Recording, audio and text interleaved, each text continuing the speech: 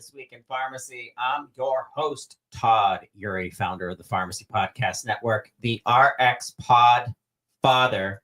Hope you guys are doing great. I am excited to be here. It is Friday, and today is the 14th. It's Valentine's Day. So happy Valentine's Day. Let's change some lights for you people that are watching on YouTube. We'll change it to the red. There you go. I got my TWIRx shirt on today. I'm TWIRxing. Hey, if you want a TWIRx shirt, just reach out to me. I'll get you a TWIRx shirt. Just put it on social media, anywhere on social media. You can do hashtag TWIRx, TWIRx, standings for This Week in Pharmacy. And then you got a TWIRx. If you send me a TWIRx video, I'll send you $1 million if you're doing twerksing in your TWIRx shirt. I am just kidding. Don't have that kind of advertising dollars yet.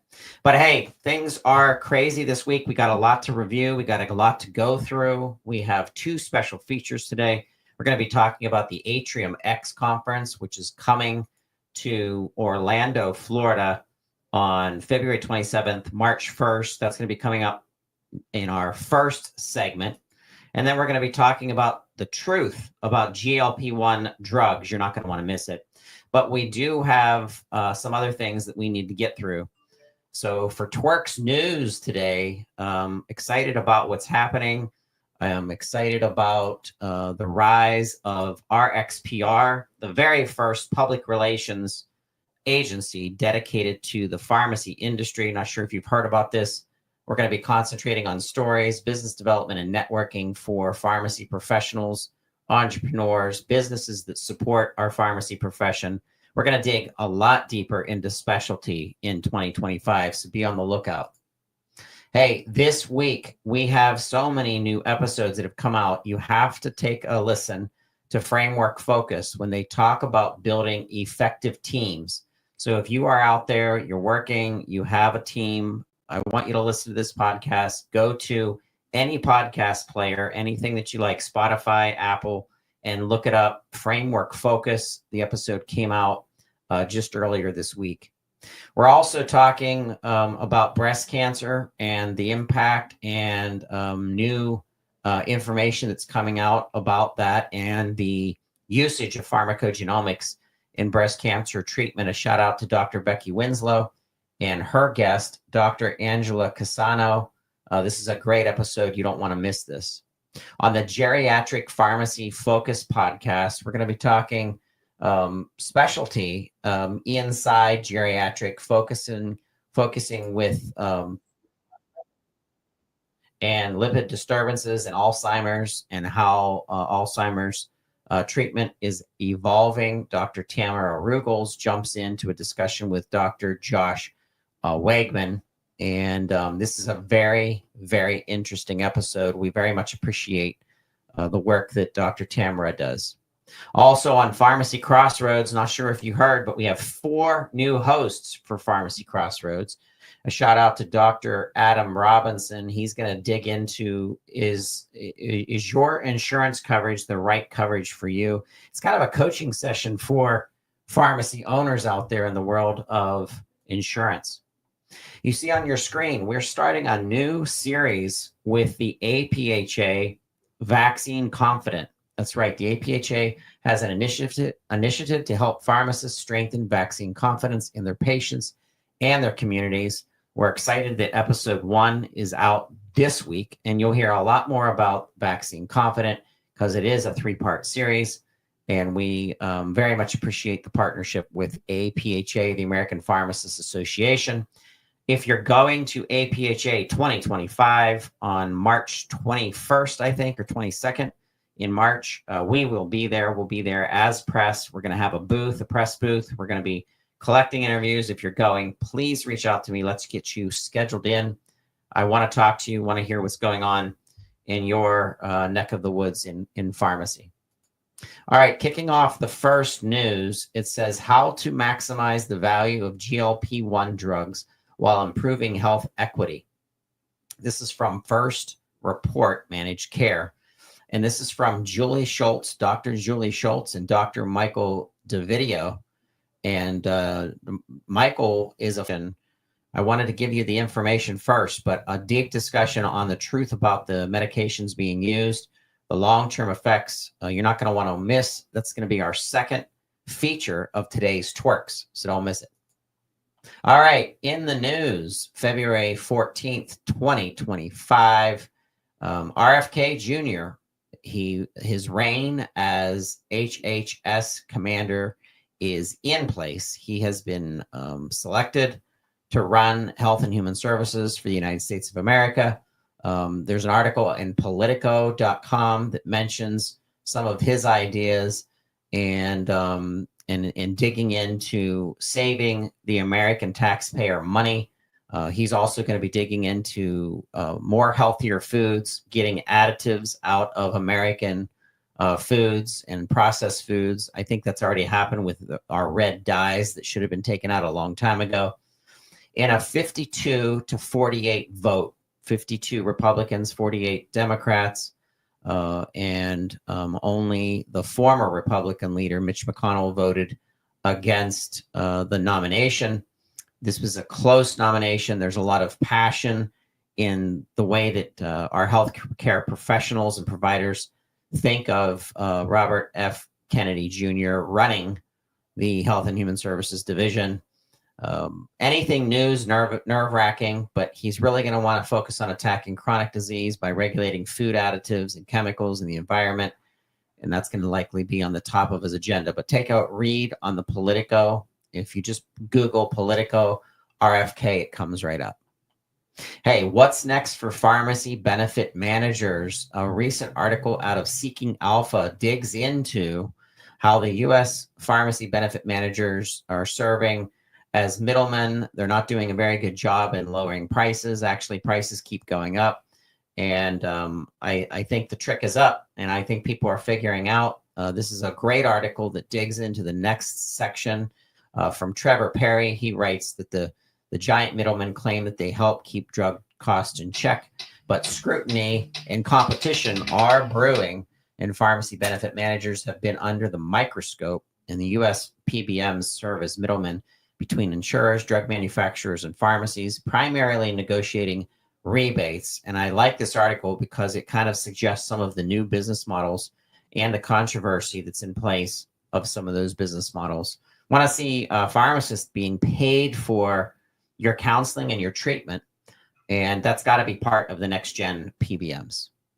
Lastly, on our TWIRx news, this comes from Newswires, and it says U.S. injectable compounding pharmacy market projected to witness substantial growth in 2025 to 2032. U.S. Compounding Incorporated, and it says that there's going to be a jump in compounding injectables, and the market's going to grow.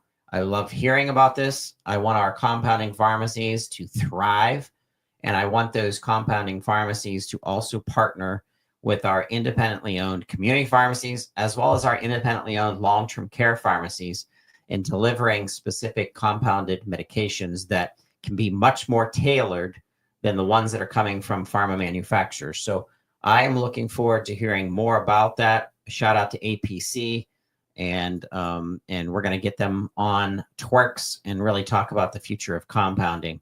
But yeah, I'm excited about today. I'm excited about our first interview, which is about the Atrium Conference. I'm not sure if you've heard about this, but Atrium is a brand new way of thinking in the world of conferences. Nothing like this has ever happened in the pharmacy sector ever before. And I want you guys to listen in to this amazing discussion. And then we're going to take a quick break, and then we're going to bring you into the GLP-1, the truth about GLP-1 drugs.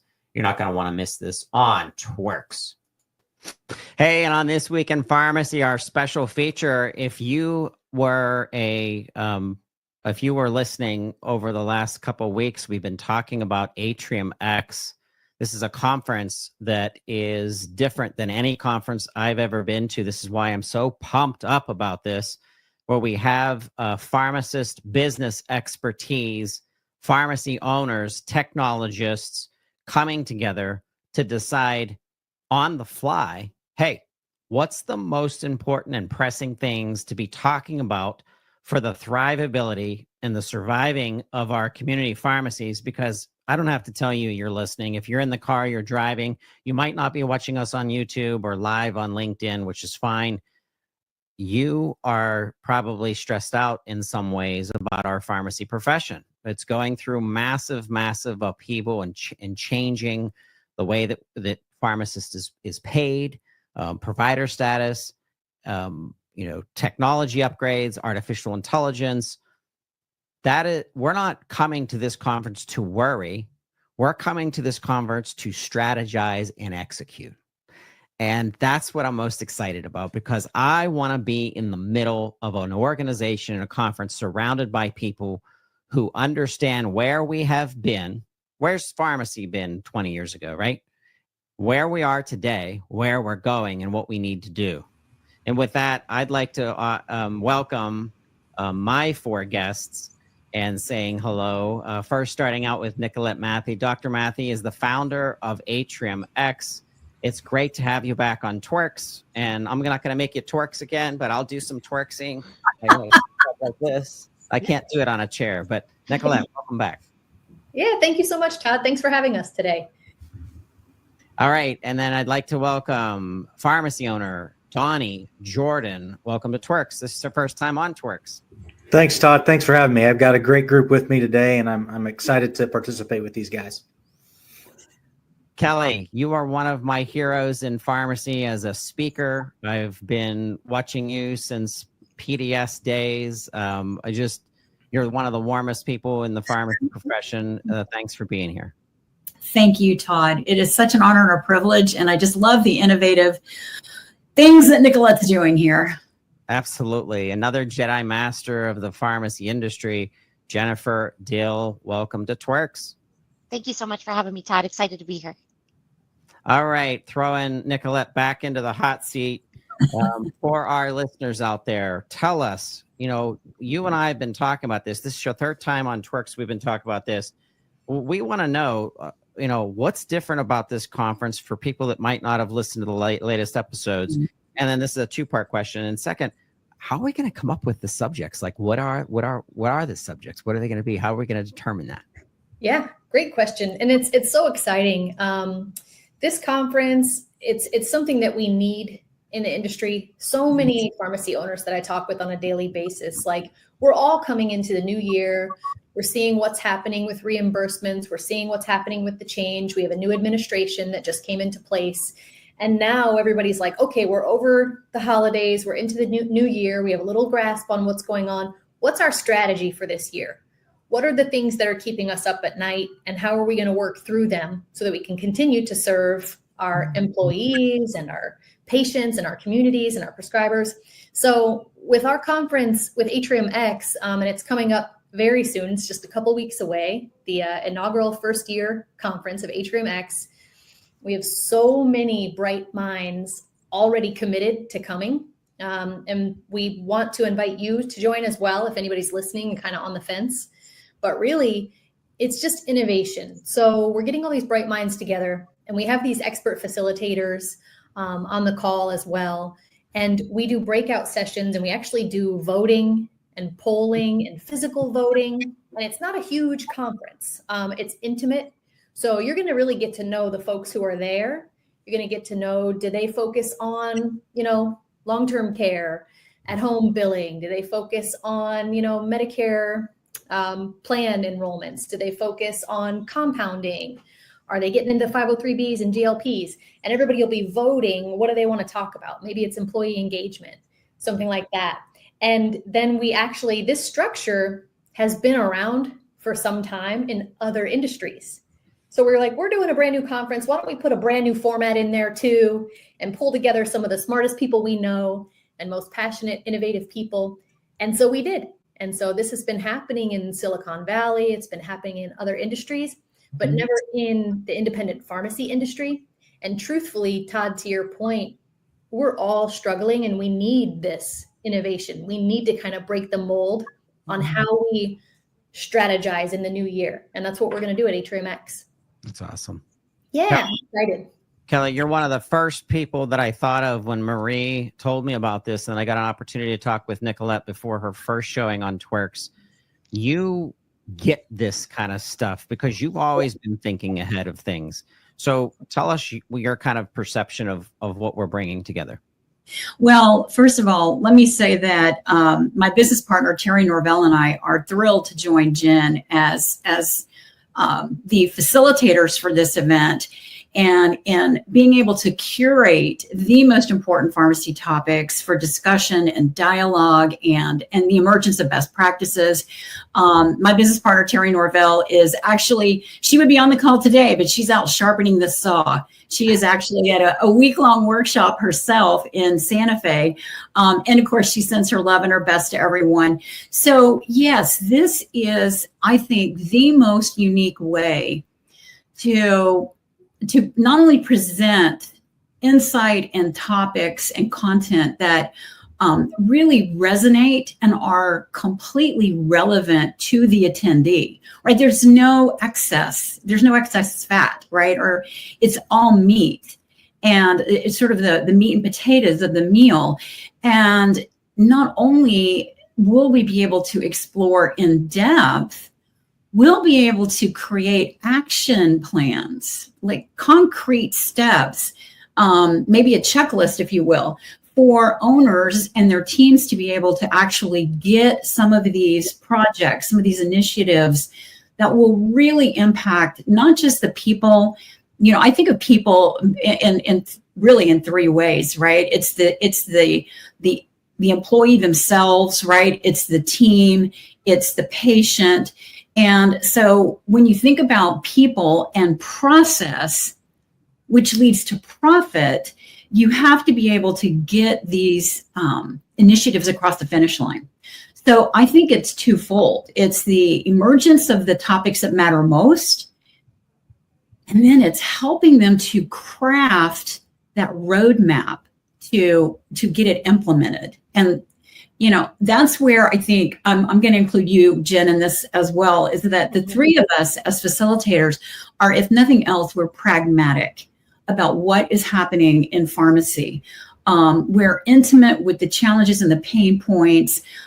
We sort of hack into your lives for a living, so we understand the nature of the beast and can uniquely assist and support with the creation of an action plan that makes sense because of the intimacy and the size of the group.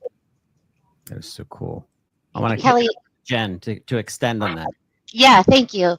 I was thinking, I just wanted to extend what you were talking about, Kelley. The first thing is that we know that many of these pharmacies are suffering or experiencing or have the same opportunities across the board, right?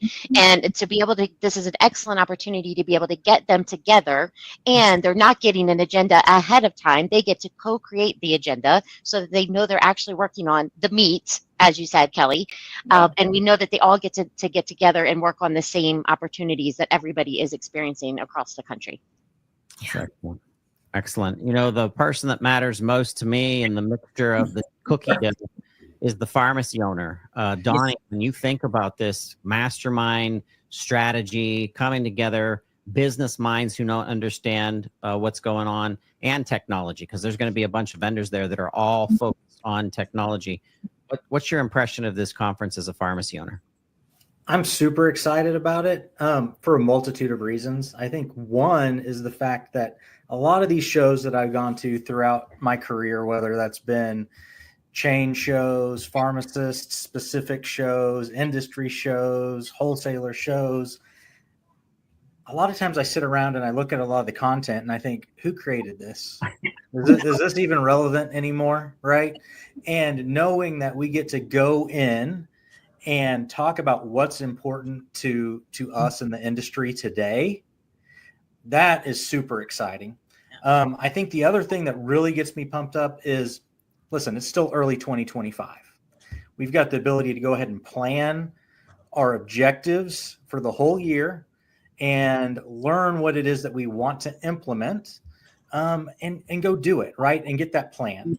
And at the end of the day, being able to sit in a room with other pharmacy owners and other pharmacy experts who have already done some things is really exciting. There's some things around long-term care at home that I can't wait to share. While I'm there with everybody, of the success that's been had.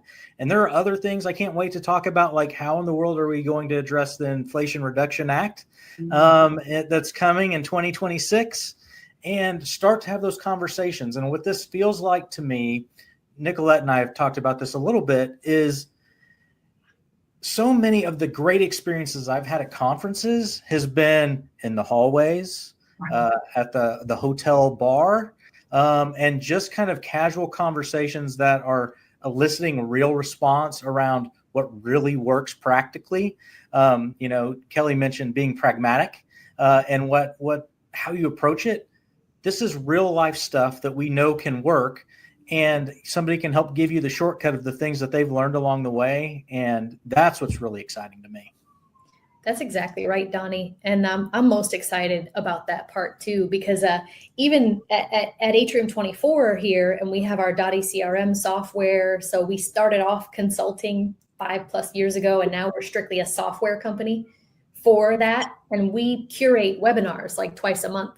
So I'm always talking to pharmacy owners, and I'm like, tell me more about that. I'm like, what did you try? How did it work? How would you do it differently next time? What companies did you work with? How much did you pay? How did you track your metrics? And I'm like asking a million questions. But then all that information that I gather, I then give it to other pharmacy owners so that they'll give me more information. And so I'm most excited, seeing all the names of all the folks who have registered for the conference already. And I'm like, oh, I can't believe, Mac, Superman pharmacist from Master Immunizer from Pennsylvania is going to be there. And Justin Clark from Val Vista in Arizona. And Nick and Sandra, new sterile compounders. They've been sterile compounding for a year out of Texas. I'm like, I can't wait to put this person with that person with this and just sit back and listen, because I'm going to learn so much. So it's just such a cool environment that I'm so excited to be sitting in that room in 2 weeks with all these just the most innovative minds in our industry. Absolutely. Yeah. Absolutely. And I like the thought that it's a smaller environment, a smaller conference, because back to what Donnie was saying, to have conversations with people that can go from 2 people to 4 people, to 8 people to 16 people, all sitting at a table. Right. That is so cool, because Donnie knows things as a pharmacy owner and a pharmacy consultant of the business of pharmacy. He injects in some of the, I feel like we're making a big pot of chili. It's going to be the spiciest out there. And we're all putting in the ingredients, and we're constantly making pivots and adjustments, and that will pull out creativity in the groups too. Yeah, even the connections that we're going to make. I love to just save everybody's contact information in my phone, get their emails, and then you know how it is. You might think of something 3 months down the road, be like, oh, who could help me with that, or who said they were doing that, and then you ping them, they'll connect you with someone else. So if you want to change, what you're doing, you have to do something differently. You have to get outside of your bubble. You have to jump into new experiences. And so this is what we're going to do. Awesome. And Nicolette, I was just thinking about what you were just saying, how you pick a pharmacy and you say, you're doing this. Okay, let me share this with someone else. And I do the same thing. And I'm sure Kelley's doing the same thing and Donnie's doing the same thing. And we're only individuals. So if you could imagine the magnitude of putting us all together and getting all the resources, it's just an awesome opportunity. Well, and I think that's why it's so important to acknowledge the exhibitors that you are going to have at the event, Nicolette, because they are truly that we can lean in to their expertise as resources while there. And I think that's going to be a bonus part of the event as well. Absolutely. That's a great point. And our history, we all came from PDS from back in the day, Pharmacy Development Services. And if our OGs might remember, there was a big PDS conference every February. Yeah. And so that's the framework that we're leaning into. Is it worked so well. It was such a great conference. And so we're resurrecting that and putting an entirely new spin on it. And there were a few key folks who came to me because I wanted to put on a conference for years, but we had COVID. Then we had the whole DIR apocalypse last year. And so now it's finally time this is a good time and pharmacies really need it. We need this collaboration.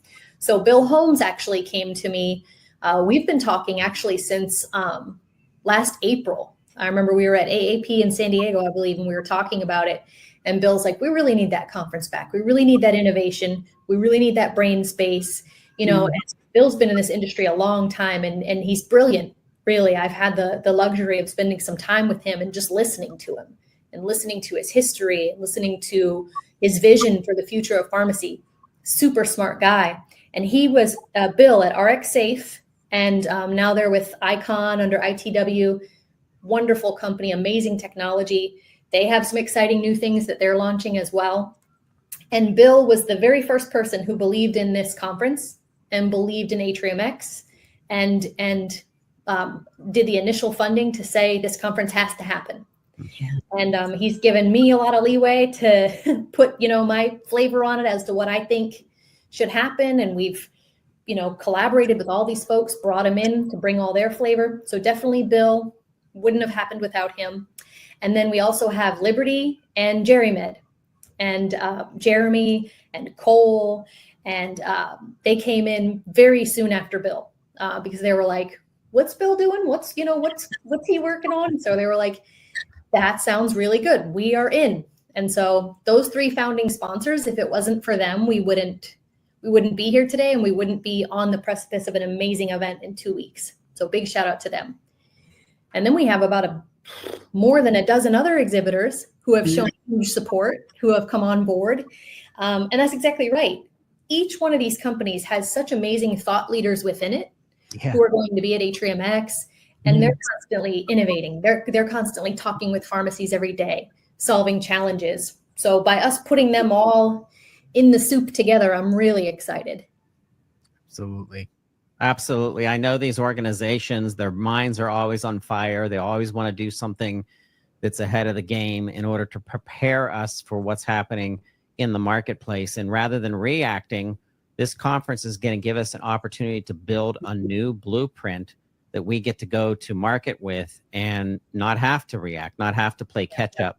And we're going to rely on these vendors to be part of that. I think of the expansion of compounding. I think of the expansion of long-term care at home, and I the expansion of remote patient monitoring, and how patients are going to be cared for and be in touch with their community pharmacists so much more through technology.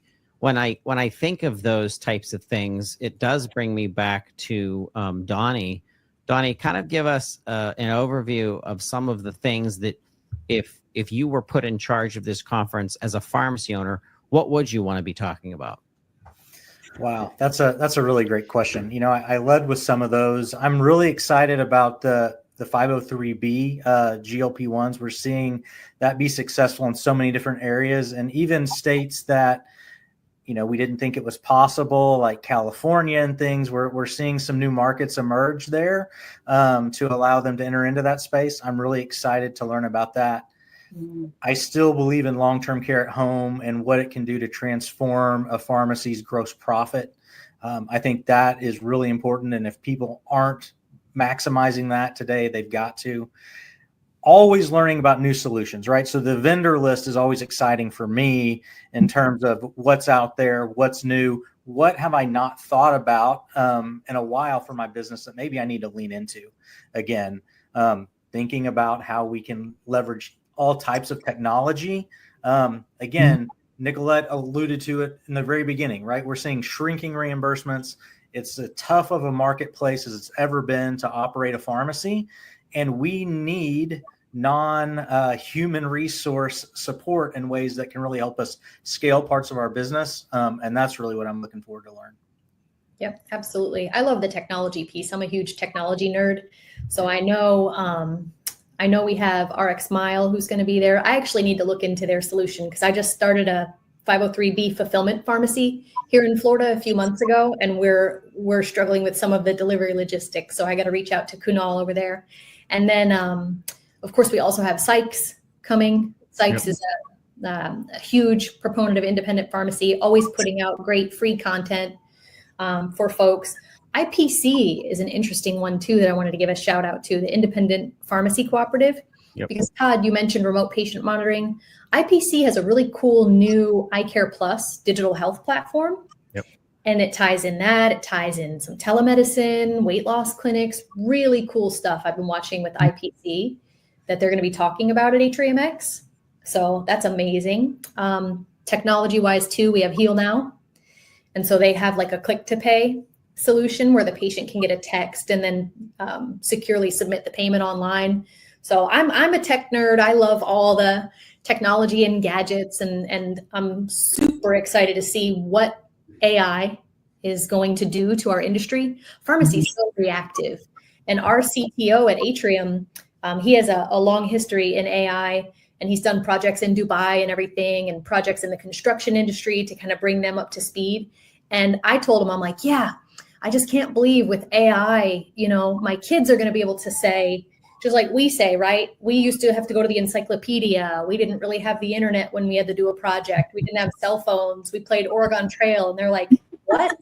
So when my kids are adults, they're going to tell their kids, well, we didn't have AI. That was before we had AI. And their kids are going to be like, I don't understand. Right. What do you mean? And I told my CTO, I was like, yeah, so in 3 to 5 years, I can't believe, he said 3 to 5 months. Wow. He said, you won't believe the landscape in 3 to 5 months. Yeah. So what a time to be alive. Well, and kudos to you, Nicolette, for recognizing the need to bring that innovation into the pharmacy space, because I'm going to guess that along with technology and optimizing for that in independent pharmacy, which other industries already do, right? I mean, we know that we want to level up our independent pharmacy owners so that they're thriving. And one of the biggest pain points that I hear over and over and over again is the people side of the business, right? The team engagement, how to manage. Right now, independent pharmacy is one of the few industries that I work with that is managing across 4 generational cohorts, all the way from Gen Zers to baby boomers. And that's a tough nut to crack in terms of team engagement, building a high performance team culture, really performance management. How do you coach for that performance? How do you make those boomers comfortable with the technology? How do you get them to adopt and integrate and utilize it? Conversely, how do you get the Gen Zers to really level up their interpersonal communication skills, right? It is an interesting time to be a manager and a leader. And so I have just a small sneaking suspicion that may be one of the topics that comes up. Yeah, I'm excited about that. Maybe we can teach you to talk like these kids, low key skibbity alpha. Like, I don't even know how to verse that, but I'll say things to my 12-year-old daughter just to make her laugh. She'll be like, please don't say skibbity anymore. And I'm like, all right. Like, stop that, Dad. That's way too Ohio. That's great. That doesn't have enough Riz. I have a 12-year-old as well, a 12, a 13, and an 11. Oh my gosh, yeah. I love it. Well, I'm excited. Nicolette, I just want to thank you again, just like Kelley was saying, for putting it out there. It's a little, your skin has been thick for years, and I know that you weren't really worried about the pushback per se. But when you're doing something for the first time, I've done 2 major things in the industry of pharmacy for the very first time, very first podcast put out. And I remember calling people or texting people or talking on the phone, hey, would you listen to my podcast? What's a podcast? They didn't know in 2009 what a podcast was. Yeah. And now today it's just like, it's the biggest way to consume information. It's why that we've had the success that we've had.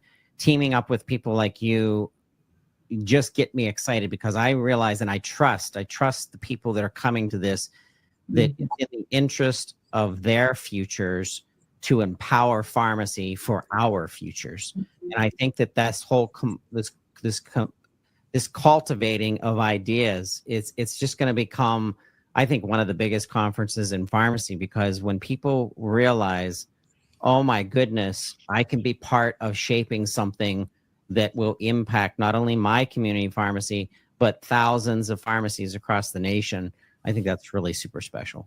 Yeah, I'm just super excited about it, and so thankful for the trust that everyone's placed in me and in the team. We were able to pull together the band that's like the back of house band that made the PDS conference the magic that it was.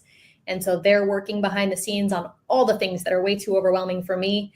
And then if you're in my cell phone, sorry, but I've been blowing you up, begging you to come to this conference. And almost everybody's like, yes, we'll be there. We'll support you. And I can't appreciate that enough, because I'm definitely not the smartest person in the room.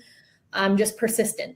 So I think our kids would say that ATRIUMX is going to be fire. No cap. yes. No cap. No cap. ATRIUMX 2025. It's on February 27th through March 1st. It's going to be in the beautiful Margaritaville Resort in Orlando, Florida. I cannot wait to get out of the Pittsburgh weather and actually get some sunshine. So it better be a nice week that week, Nicolette. So. It's beautiful weather here in Tampa right now. It's 83 degrees. And I'll just say, I know it's Valentine's weekend. So happy Valentine's. What I'm doing for my Valentine's is I'm actually scoping out locations for 2026. So I'm excited. Of course you are. Of course. ATRIUMX. I mean, the first event, thanks to all of you and everyone who's committed, it's a huge success already, and I know it's going to be magical. Absolutely. And we're going to do it even bigger in 2026, and so we're going to lock in that venue as soon as we can. And I'm taking my kids with me too, so that they can start to learn how to scout out hotel locations for events. So 101. Awesome. That's right. Awesome. Well, thank you so much. Pharmacy Podcast Network is the official media partner of ATRIUMX, happening at the end of this month. Do not miss it. Make sure that you go to atrium24.io. Once again, that's atrium24.io to sign up. You'll find it under the conference section. If you have any questions, reach out to the Pharmacy Podcast Network. We'll get you the registration directly. But once again, atrium24.io. And with that, TWIRx is out till next week. Thanks for listening. Subscribe on all of your podcast platforms. We will see you in Orlando. See you guys. Thank you.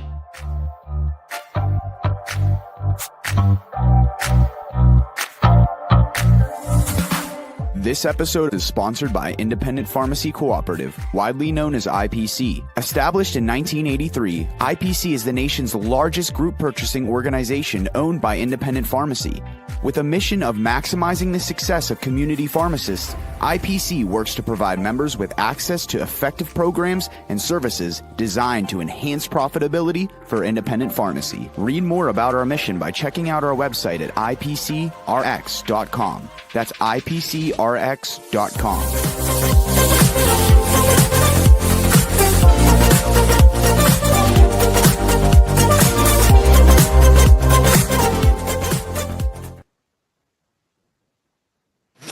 Hey, welcome back to This Week in Pharmacy. This is a special interview segment. It's exciting to attract multiple different perspectives when we're talking about different things in pharmacy, trickling over from community to specialty to geriatrics, our focus in pediatrics, something that's come up in the market. I certainly don't have to tell you, the Pharmacy Podcast Network listeners, you've heard many of our podcasts touch on getting access to medications that are on the short list and that you don't have access to what your patient needs. And it's frustrating everybody. It's frustrating your physician's team and the follow-up in the pharmacy, obviously.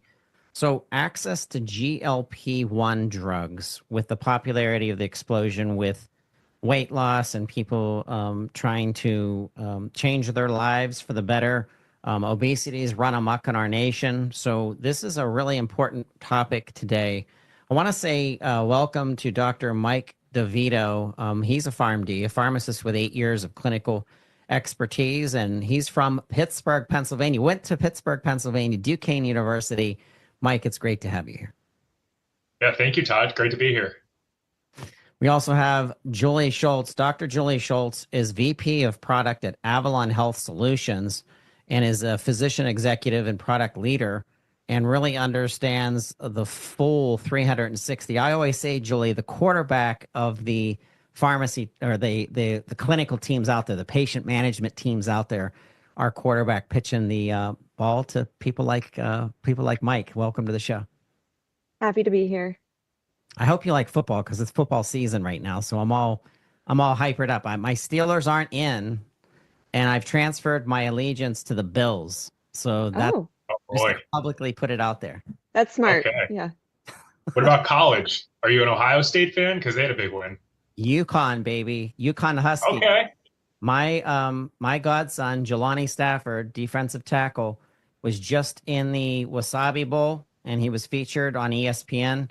And then he was in the Dream Bowl, which was his second follow-up, and he will be looked at by the NFL in between now and March. So we're keeping lookout for Jelani Stafford from UConn. Very cool. Yeah. Very cool. Well, I'm excited about today's discussion. Julie and Mike, we want to have a podcast episode for these listeners, these pharmacy physician teams that are out there that are dealing with this explosion of interest, and the patient wants it quick. And we are in a nation where we think of this quick fix. Hey, give me my shot every 30 days or every day or however often you guys have to go through it, and my life's just going to magically change. And as clinicians and as pharmacists of what they see throughout the community, that's just not the case. And it's like, okay, let's talk about what's really happening behind the scenes. Let's give our listeners today to really unpack this. And I'm going to kick this off to Julie first, just to kind of set the stage. How can a health plan or employers, how can they kind of dial in and improve access to our GLP-1 drugs for the underserved and the vulnerable patient populations out there who are also going through obesity? They're suffering with something. They just can't get over the hump no matter what they try. And the GLP-1, it just gives you like this bump and advantage to take that first big step. So kind of unpack that for our listeners. Yeah, well, and I think first let's take a step back and understand the state of coverage for these drugs today. I mean, historically, most plans are covering them for diabetes, but more recently, we have expanded indications into prevention of major adverse cardiovascular events, for obesity, as you mentioned, now obstructive sleep apnea, with potential expanding indications into heart failure, chronic kidney disease. And so we're at a point where feasibly more than half of the US population could potentially qualify for these drugs. However, as you've mentioned, Todd, we've got extreme shortages. And frankly, the bigger problem is that we simply can't afford these drugs at the price tag that they're at today. And what's happened is that there's very unequal coverage of these drugs for obesity in particular.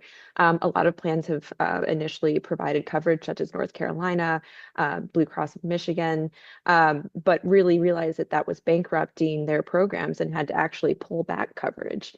And when we talk about especially health equity and the clinical need here, I think we would all agree that a black or white approach, an all or nothing approach covering everyone for obesity or not, is probably not what's best for patients. And so that's really, I think, the problem that we need to solve most immediately, is trying to understand beyond diabetes, who are the patients that we're going to cover, who are the patients that are going to need these drugs most, and who's going to benefit. And that's, I think, where employers and health plans are really starting to work together today.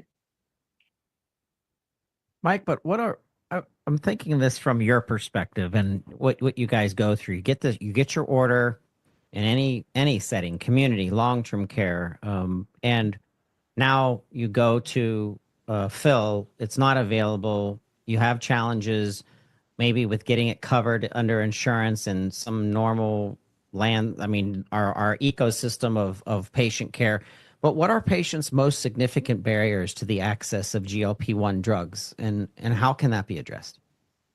I mean, in my mind, the two biggest components of barriers, number one is cost, right? If the drug's too expensive, the patient's not going to get it. And some of this comes down to, as Julie was saying, what is the coverage criteria from the health plan perspective? Because ultimately, the coverage criteria that's sort of posted in the policy is what the plan is going to cover the drug for at the cheaper copay, or what the patient's going, or conversely, what the patient's going to pay cash or the higher price out of pocket for. So cost is the first thing, and I'll give you perspective here in real dollars. I mean, the cash price of a GLP-1 from a pharmacy is around $1,200 a month.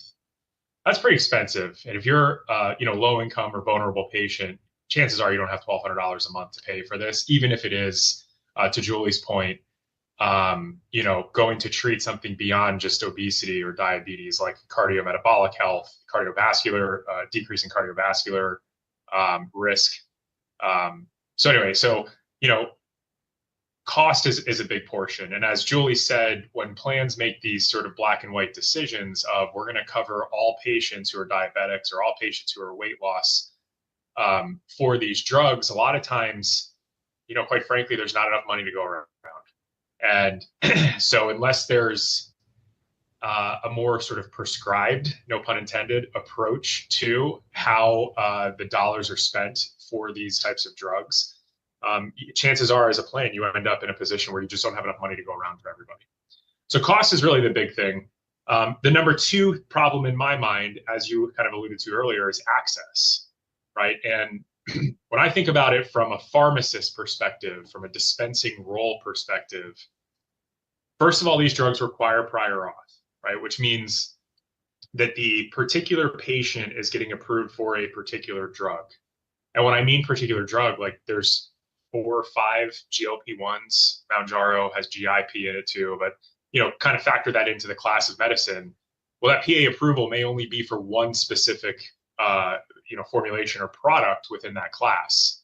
And if your pharmacy either can't get access to that drug or that drug is on national back order, think Ozempic for a while, then what are you supposed to do from a pharmacist perspective? I mean, it ends up in this like runaround from a patient of, I need to go to my pharmacist to get this drug, but they don't have it. So then I have to go back to my doctor to get them to change the order, which then requires a new prior auth from the insurance to then go back to the pharmacy and hopefully have the drug in stock at that point. And it becomes even more of a problem when you're talking about a population, a vulnerable population who maybe doesn't have the means to travel back and forth to the provider's office or to the pharmacy. In rural areas, I'm sure everybody's aware of the term pharmacy desert, but in some of the more rural areas where it's really difficult to get to a pharmacy, it may be 15 plus miles away, and transportation is an issue. Going back to the pharmacy over and over again from a patient perspective is just it's nearly impossible. And so it's it kind of stinks from a patient's perspective, because you want this drug, you want that first step in kind of leading you to the path of lifestyle changes, to getting you to a healthier state. But when it's just so incredibly difficult to get to that point, it just makes it impossible from the patient's perspective to even start these meds. So I think of the rings to get us the access, Julie. And as you were talking, and now Mike did an amazing follow-up from a pharmacist perspective, I'm saying rings just from a visual, but I think of where do we start giving the medications without it being bias, and starting with something that maybe FDA approval for the indication and for the usage of it.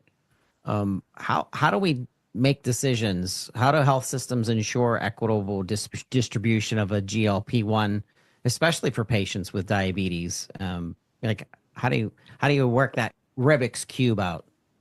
Yeah, great question. So I think it starts with, and Mike kind of started to paint the picture of this patient journey, but also the journey of all of the physicians and providers involved and the complexity of all of that. And so I think we need to think about, programs or technology-enabled solutions that really streamline that process all the way starting from the beginning. So risk stratifying your population, identifying patients who are most benefit from the drugs. The way that that things are panning out today, where we have kind of these black or white coverage criteria, is that a lot of times the physicians who have more time, the physicians who have more resources, are going to be able to get those prior authorizations. So we're going to be able to potentially get drugs for patients who may not fully meet the criteria. For example, we see in our data that 20 to 30% of the prescriptions for diabetics those patients don't actually have supporting lab values, supporting hemoglobin A1C lab values suggestive of diabetes that is out of control. And so there's a lot we can be doing on the front end to look at these lab values, identify markers of broader cardiometabolic health, some of the other comorbidities that I mentioned, such as cardiovascular disease, sleep apnea, chronic kidney disease. We can take those lab values and proactively start to identify patients who are going to benefit the most and start working through some of the care team, whether that's the pharmacists, whether that is care managers, whether that is other folks, that are part of the physician care team, to work with those patients first and really kind of pull them through the process in a way that supports them and make sure that this is, there's some shared patient decision making.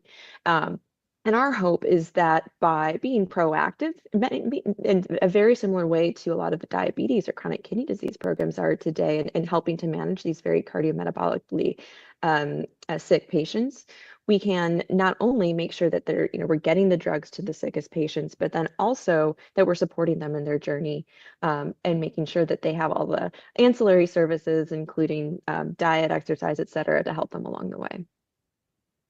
So I'm fascinated by pharmacogenomics. I first learned to even say that word in 2016, where I was able to help build a mobile application that allowed a physician to put in some criteria and then hit the enter button and come up with tying it back to ICD-9, which is now ICD-10, and CPT codes if the patient was eligible for reimbursement of that test based on the parameters that were available.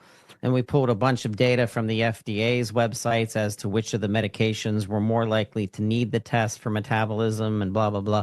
It was so interesting, fascinates me. Now, fast forward, we have a show on the PPN network that does nothing but dissects the world of condition, medication, and pharmacogenomics tests. So this starts pinging my my non-clinical ears to be able to think, hey, how does that play into the lab testing? What lab are we testing? What is it? Is it a gene, or is it a way that they're responding to the medication initially in order for us to dial in so that, like you're saying, the highest candidate in whatever level that you're building, whatever kind of chart that you're building, that this candidate rises to the top, so that we make sure that they're getting the I don't want to say preferential treatment based on condition versus preferential treatment on income level or where they live or what culture they're in. That's fascinating. So before we get into kind of like our next subject, I'd like to get around into health equity. I wanted you to chime in to some of the labs that you're able to dial in on.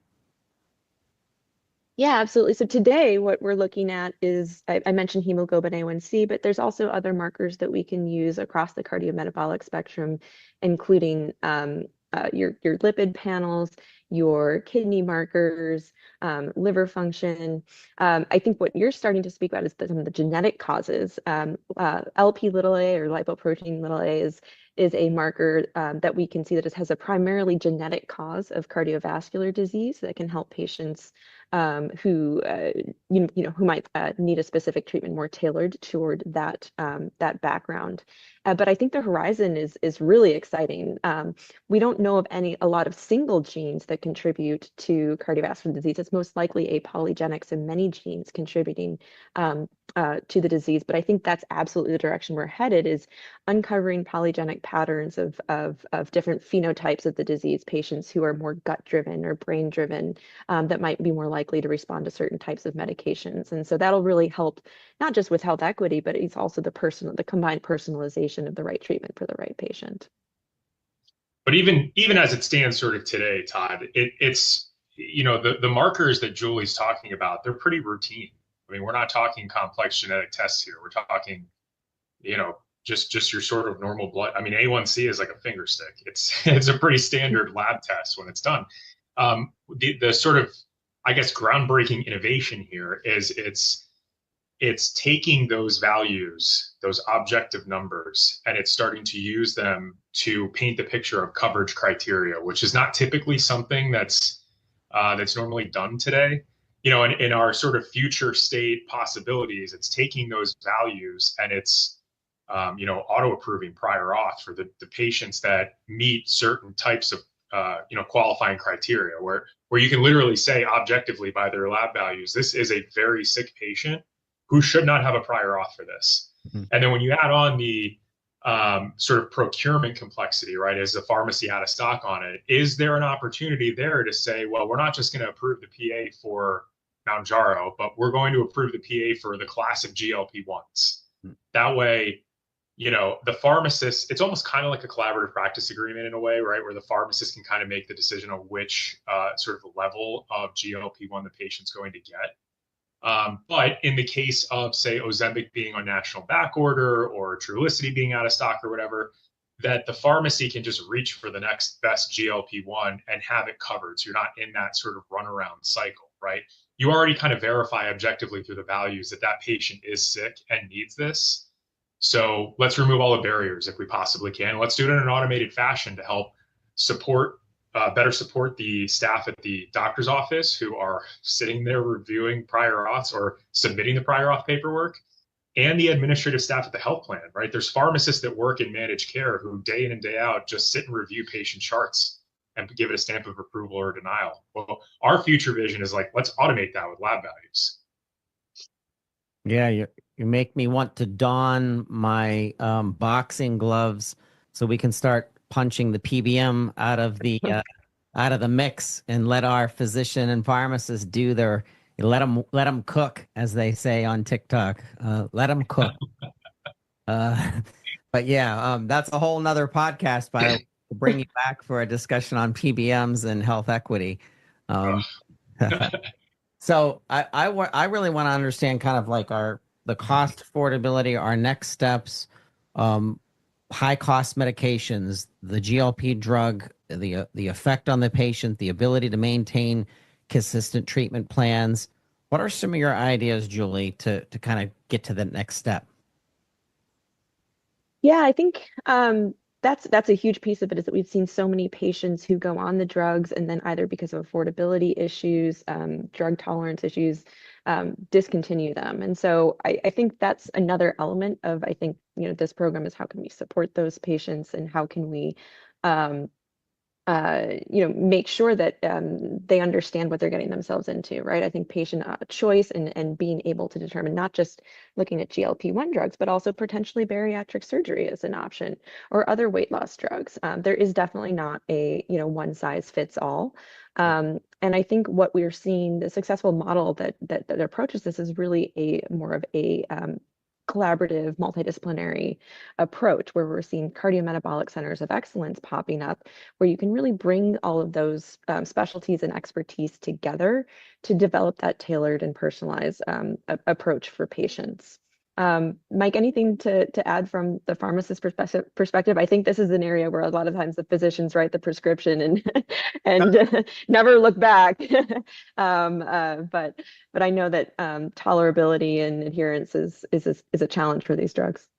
Yeah, no, I mean, and I would go back to the earlier comment that I made about you know, in this sort of future state vision here, if the PA approval on file is not just for the specific drug, but for the class of drugs, right? Because to your point, Julie, you know, a patient may be prescribed Mounjaro. There's a time period at which the patient needs to become adjusted to the drug, right? A lot of patients have side effects in the first few weeks of trying a new medication. So if there is an opportunity, again, I'm talking future sort of vision state here, but if there was an opportunity where the pharmacist, who, by the way, is seeing the patient way more often, no offense, than the provider is, right? I mean, if it's a monthly refill, the pharmacist is seeing that patient on a monthly basis, right? There's more constant communication there. And I think that's important to bring in here because we're talking about lifestyle changes, and that requires constant re-upping and constant communication. And it's a long process to get to a lifestyle change. But, you know, on that care journey, if the patient kind of voices to the pharmacist, hey, this dose or this drug is causing me side effects that I don't think I can keep taking this, that there needs to be an easier way for that pharmacist to like adjust the drug to something different. whether it's by way of collaborative practice agreement, and that kind of boils down to, like the doctor gives authority to the pharmacist to make those decisions. But also, the coverage aspect of it, because again, we're talking price, and we can't shift from one drug to the next and go from a $5 copay to a $1,200 copay, because no patient's going to want to buy that $1,200 drug. They're going to put up with the side effects of the $5 drug. So it really, it comes down to like the health plan needs to support it, or the PBM, whoever's paying, for that patient's insurance profile or whatever, whoever's paying for that drug, it needs to be aligned with the provider and the pharmacy. So there's a big surge in our network. There's a big surge in preventative pharmacy care versus, trying to catch up when somebody's really hypertension got out of control. And I think of drugs that have long-term impact. Like what is the long-term impact for diabetes, obesity, and cardiometabolic disorders? And I just said in opening the show, we are the American, attitude is let me get a pill for that, and it's just going to magically change my life. And it's like, no, that's one part of your total environment and health. Maybe, you titrate off of something, or maybe you stay on it for a long time, but you adjust your exercise and how you're eating and water intake. And there's a whole, each one of us is a petri dish / science project about how we can dial in. I think of compounding. I think of the pharmacies out there who dial into compounding for the shortage side of things, but then also customizing medication regimens. And so this is fascinating. This fascinating to me to think of this next level of patient care that I think is going to be a lot more dialed in, a lot more customized into the future. But how do GLP-1 drugs impact the long-term, patient in this hotbed of topic of, it's like jump on the GLP-1 bandwagon, Julie. What do you think? Oh gosh, I don't think we know entirely, but I think a couple things. First, this drug class has been around for a while. I think we feel pretty confident in the safety profile of the drugs. Some of the newer GLP-1 certainly would want to follow the safety profile, but it does seem like for the population studied that the benefits far outweigh the risks. I think the expanding indications is really fascinating to me, especially some of the sort of neuropsychological impacts. If you think about some of the research being done on behavior modification and addiction, or even starting to think about Alzheimer's and dementia as a component of cardiometabolic disease, and is there a role for GLP-1s in Alzheimer's prevention? I think that's very, very early, research. But when I was at the American Heart Association, a lot of posters starting to kind of think about those links. I think, two things that are going to be tangible. One is I do think this is creating somewhat of a reorientation of the way that health plans and providers and even employers are working together, and different physician specialties. Before this, we would think of cardiovascular disease as being sort of separate from diabetes, and the cardiologist works separately from the endocrinologist. But now that we start to think of the etiology as well as the treatment for all of these diseases as being oftentimes the same thing, I think you're going to see a reorientation of how these doctors work together, and you're going to see more centers of excellence forming along with those collaborations with health plans and employers to make sure we're targeting the right patients using the right data. I think the second piece is I'm really excited about some of the broader societal impacts here. And I truly hope and believe that that by addressing cardiometabolic disease and obesity, we see things like reduced gas prices. Reduced gas utilization. Some of the airlines were projecting that because the weight of the plane would be lower, that they wouldn't need to use as much gas. I know Walmart was rethinking what the demand for their products would be, and so I think to me that's just really exciting to watch of how this really not just shapes our world within medicine, but also sort of broader society as a whole. What about education? You know, when I think of the pharmacist, my favorite provider, keep saying that, but I can't help it. I think of the education. So safety comes to mind number one. I've been asked, you know, in elevators and in people that are on my Facebook that say, why do you, you know, care about pharmacists so much and what do they do? And I said, you know, to sum up, the primary reason for the existence of a pharmacist is safety. It's patient safety, and with safety is education. So, what's needed, Mike, in your opinion, to ensure that the appropriate use of GLP-1 drugs for optimal health outcomes is established? Time, lots and lots of time, right? I mean, so as Julie said, we GLP-1s have been around for a while. I think as an industry, or you know, healthcare is pretty comfortable with the side effect profile of a GLP-1. But keep in mind, these aren't oral tablets, right? So this is a bit more complex to a patient than just sort of take one tablet by mouth every day. Yep. There is a whole procedure that has to go on to be able to inject this medicine appropriately.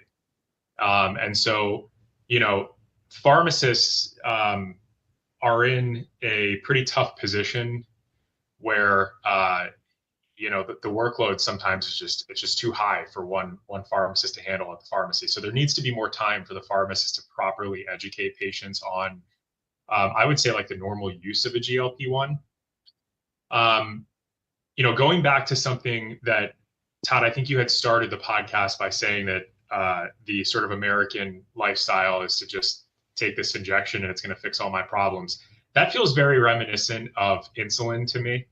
I think back to my grandparents who used to have like an extra piece of cake after dinner and take an extra shot of insulin. And their whole thought process was, well, I can just inject extra insulin because, you know, it's going to save me from this. I think what's interesting, and Julie kind of talked about this with the expanding indications of GLP-1s, is that this isn't just a hormone. There's like some type of mental component to a GLP-1 too. And what I mean is, you know, when you think about a GLP-1 being used for something like, you know, like a gambling addiction or shopping addiction or something like that, you know, that has nothing to do with your eating, but there's something going on with the drugs and the sort of mental aspect of it. And I feel like that is going to be a bit different as we get into the future of these drugs than, you know, when you compare it to, say, insulin, where, you know, there's already studied evidence that patients who take a GLP-1 and have some type of supportive lifestyle change, whether it's a program or, you know, some type of support mechanism that goes along with it, that they actually fare out better overall than somebody who just takes the drug by itself. But, you know, I think the name of the game here is to really get patients, allow patients to be on this drug for long enough and safely enough so that they can start to realize those lifestyle habits. And, you know, I think inevitably sort of losing weight makes you want to be healthier, right? So it kind of bodes well for the drug in and of itself, that if the patients just stay on it for long enough, they should end up in a position where they've decreased their weight, they potentially are not diabetic anymore, their hypertension comes down to normal levels, and can eventually get off the drug because they are now at this sort of healthy baseline and want to remain in that position. So I kind of see it as an opportunity to like hit a reset button on patients who have lived a pretty unhealthy lifestyle for, you know, however long. So personal testimony and it's time. It's exactly what you said, Mike. We can do the BMI math, but this is an obvious one. I'm a 5'7" male, 52 years old. I was 187 pounds. Doesn't take a BMI calculator to say, wow, I mean, I was considered obese and I was chubby and not doing well in my blood pressure was 135, 138 over, I can't remember what that other number was, but it was definitely high. It needed to be 120 or lower, right? So getting myself on a phenylephrine, I can't say it. Say it, Mike. Phenylephrine? Phenylephrine, yeah. it kind of was like a cheat code for a little while. But what I was doing is I was adding in my exercise. I was adding in weightlifting. I was getting back to that, which this was like a whole year process. Because now today I'm 168 pounds. I don't take the medication anymore because I didn't really like it. It made me feel a little edgy. I don't know. I can't. Phentermine? Phentermine. Yeah. Phentermine. Yeah. Okay. Yeah, exactly. Yeah. See, non-pharmacist here, but made me feel edgy. Even my fingertips were weird, but I mean, I take it once in a while. I wasn't taking it every day. It was kind of like I said, it was a cheat code. But now that I got onto the exercise 4 days a week, weightlifting 3 days a week, it's become addictive to me. It's a new substance, but the medication helped me get. Now I'm not even on the medication, and now I'm churning. I'm eating 1.5 meals a day, tons of protein, tons of water. Didn't drink water back in the day, a year ago even, and I'm going to that weight. I'm trying to get that 150 level and get ripped up finally, and get back my swimming body since I was a swimmer back in the day. But that took a while. That was not a phentermine and done. It definitely wasn't. It was fun for the first couple of days because it makes you feel hyper and you work faster or something like that. But and then double using it, I guess you could call off label.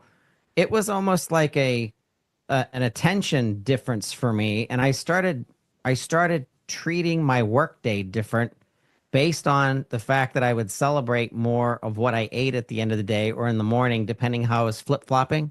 And then I learned to actually change things up. So now it's not as hard for me, and I'm a nut guy. I take a handful of almonds or something and non-salted, and it's like I have a whole way of life now.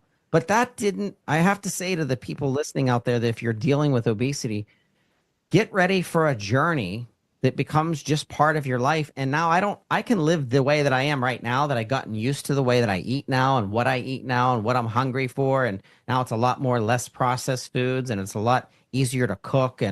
But that whole element, that took a while to lay down that structure. And now it's easy. It wasn't easy. It was very, very hard to change. Alcohol intake was, changed. Exercise was definitely changed, but I think that's the concept of what you were talking about, Julie, in the start of the show. Absolutely. Well, and I would add, since you brought up BMI, I think everyone in healthcare would agree that BMI is not a great marker of cardiometabolic health. It's a crude and somewhat helpful population health management tool, but it's terrible at the individual level to help assess risks of downstream cardiovascular or cardiometabolic disease.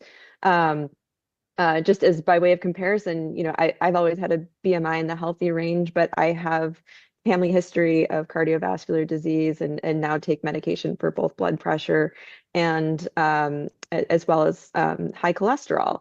And for me, that's just genetic. And so we really need to, again, I think that brings it back to sort of looking for other tools to identify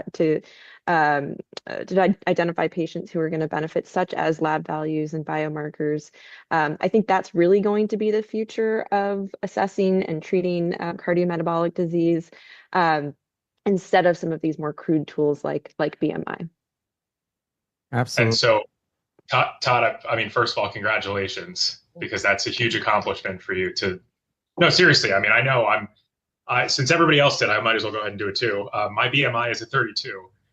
So, by the sort of scale by the book there, I'm considered obese, but I'm a 6'1" male, and I'm right now at like 235 pounds. I was at 270 2 years ago. So I am right there with you, Todd. It's been a long journey. It's taken a lot of effort and time.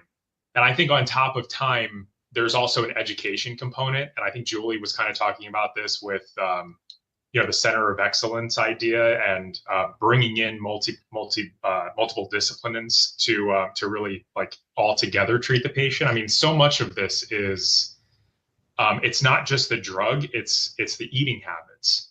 It's the exercise habits. And from a pharmacist perspective, I mean, I'm an exercise nut. So it's easy for me to be able to educate somebody on what percentage of your macros should you be eating that relates to protein and fats and carbohydrates, and what are processed carbohydrates. All of that stuff is not typically taught in pharmacy school. That's stuff that I've had to go out and learn on my own. But again, I mean, that takes time. Just getting that education under your belt to know what should I be eating to help better benefit my healthcare journey with the start of this GLP-1. That takes time and effort. Absolutely. It does. It's a dial in. And now it was 116 over. I can never know my bottom number, but it's definitely dropped. My cholesterol has also changed, Julie. So my family is also candidate for, my dad's on a cholesterol medication. I'm not yet, but I was hovering there. And so it's not easy. It's absolutely not easy. I think of getting you both back at some point so we can continue to kind of talk about this, because I'd like to talk about the different stages. I'd like to talk about pediatrics. I'd like to talk about kind of your teenage years, middle age years, and in my candidacy, the geriatric years. So there's a lot of elements to actually start splitting the hairs here. So this has been an awesome conversation with both of you. Very much appreciate it. Before you go, wanted to pitch to you, Julie, just for listeners' sake. How do you see the introduction of new GLP-1 drugs? I love this topic of biosimilars. We used to talk to one of our clients, Cardinal Health, about their biosimilars, initiatives. But how's that going to impact the future of patient access and affordability? So I think we have a very robust pipeline of GLP-1 drugs, including oral agents, some of which are available today.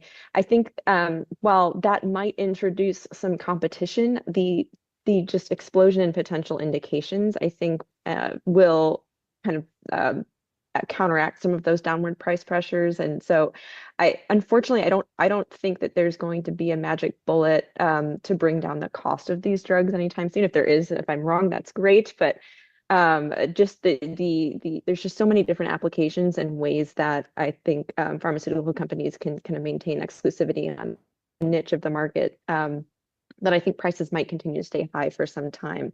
We should also talk about, some of the other drugs, related in the pipeline that perhaps help patients avoid a liver transplant, or treat other end stages. All of these drugs have extremely high price tags, and I think unfortunately GLP-1s might just be the tip of the iceberg.